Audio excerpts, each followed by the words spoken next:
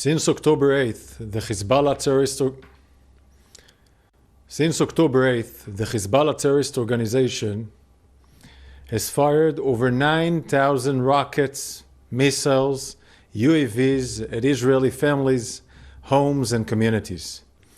In the last week alone, Hezbollah fired over 700 rockets, missiles, UAVs, hitting homes deep inside Israel and forcing hundreds of thousands of Israelis into bomb shelters.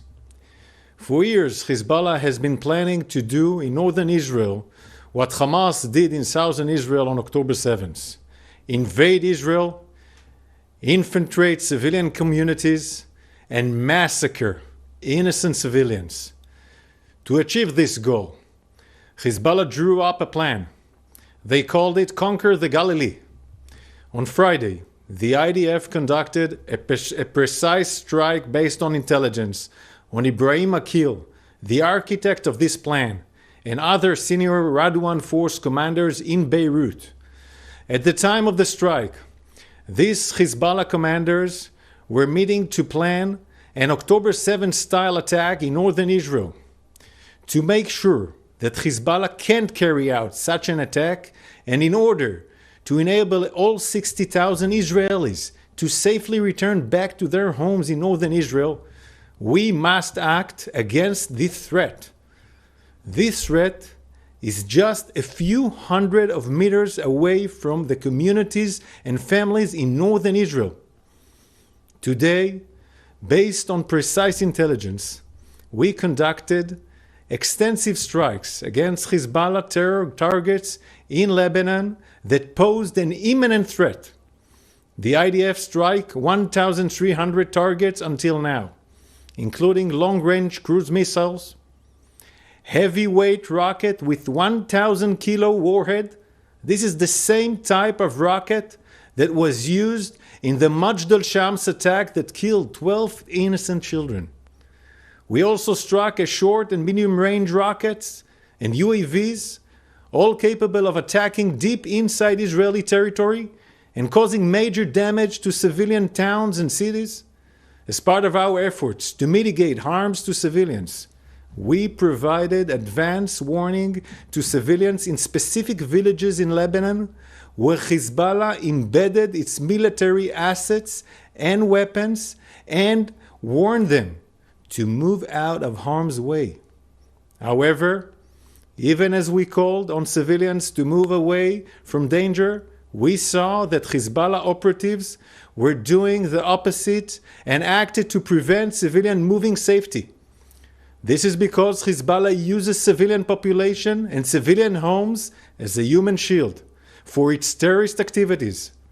Today we exposed this strategy, showing how Hezbollah uses civilian homes as a cover for their deadly weapons.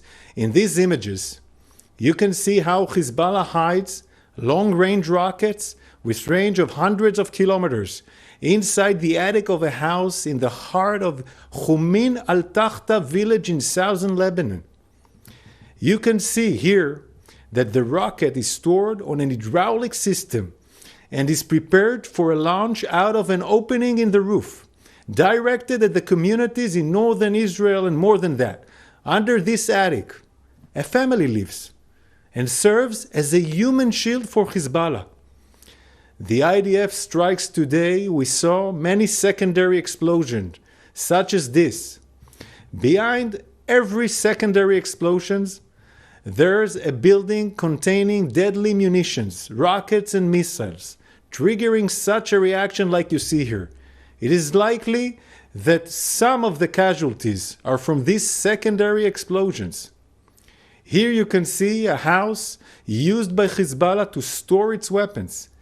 In the footage here following our strike on the weapon, secondary explosions can be clearly seen, and a rocket fired and hit a nearby house. Let me be clear.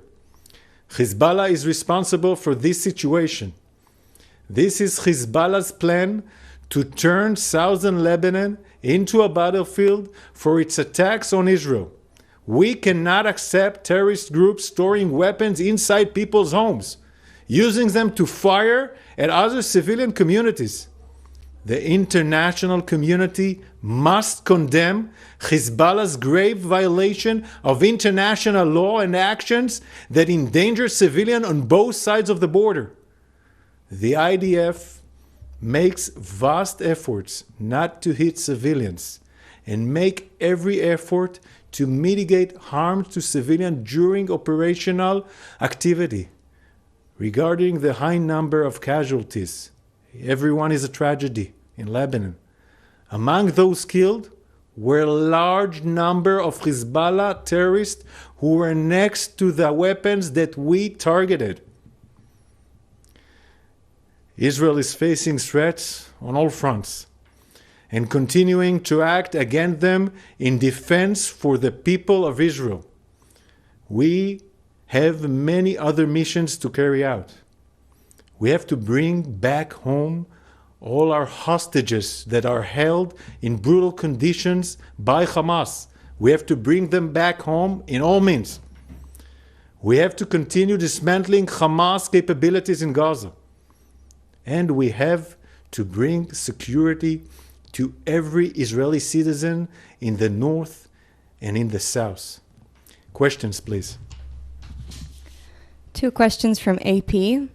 The first, Israel has been battling Hamas for nearly a year, and it still hasn't realized all of its goals in Gaza. Are we looking at the possibility of months of fighting in Lebanon as well? Second question is the army prepared for a ground invasion now? And if the order comes, how quickly could ground forces move in?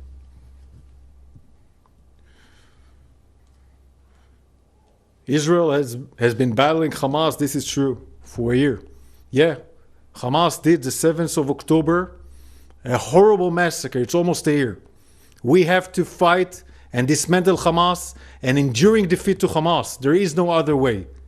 To make sure there is security in our borders and to bring back home all our hostages in all means. In the same time, the world should remember, on the 8th of October, Hezbollah started a war. Israel did not attack Lebanon, did not attack Hezbollah. It's Hezbollah on the 8th of October started firing on Israeli civilians in the northern border, and he's been doing this for over 11 months with 9,000 rockets, and 60,000 Israelis have left their homes. We have to act to stop the threat of Hezbollah. Hezbollah was planning to do a larger scale of massacre than the 7th of October in the northern Israel. And we will have to make sure that in any one of our borders we are safe and there is no threat of a 7th of October in any one of our borders, never again. Is the army prepared? Yes, the army is in full readiness, and we will do whatever is necessary to bring back home all our citizens to the northern border safely. Question from CNN. The cabinet has declared a special situation nationwide. Rockets have been fired at Haifa today and near Tel Aviv. You've killed hundreds in Lebanon. Is Israel prepared for a third Lebanon war?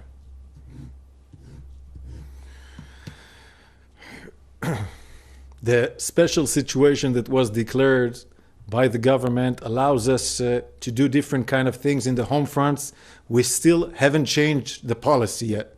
And we are looking and observing the situation continuously all along the day, and we will do that also tomorrow. We have to make sure that we provide safety for our citizens, and we will do that also in attack and in defense as well. And then we have to say that the resilience of Israelis is what gives us a lot of power in the IDF to keep on doing attack and defense and doing all this war for many, many months. The resilience of the Israelis is strong, and we are ready to face whatever it needs for the future. And regarding the condition of the third Lebanon war, we are not looking for wars. We are looking to take down the threats, and there will not be a 7th of October threat in the northern border. It has to be a safe border where Hezbollah is pushed back from the border and there are no threats like missiles, rockets, UAV threatening our communities, our citizens. This is our mission, and we will do whatever is necessary to do to achieve this mission. We hope to do it as shortly as we can. ABC News. Is what we've seen today the beginning of an all-out war in Lebanon? How do you think the coming days will look like for the IDF and for civilians of Israel and Lebanon? We've been facing in the north for over 11 months for our citizens. Every day looks with rockets on their heads going to bomb shelters. Those are citizens that for over 11 months are suffering. And we are acting to change this reality.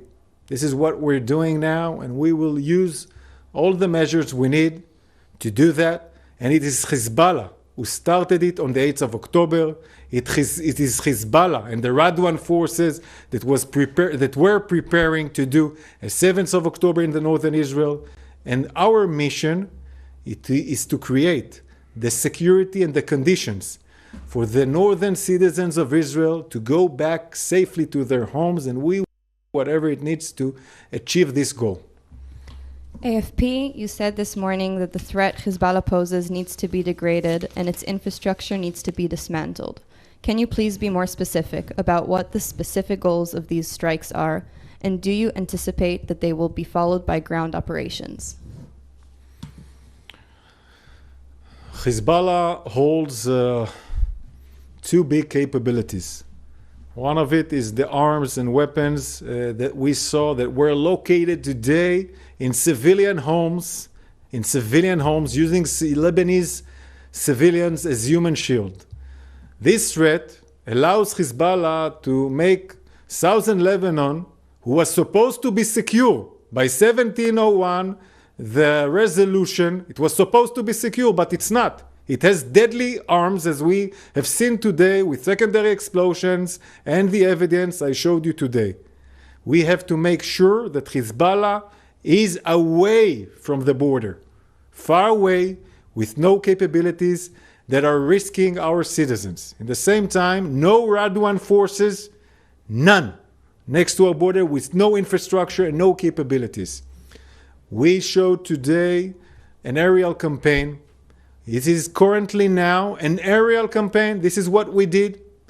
And we will do whatever we need in the next stages in order to prevent the threat of Hezbollah, secure the border, and create the conditions for the return safely for the citizens of northern Israel.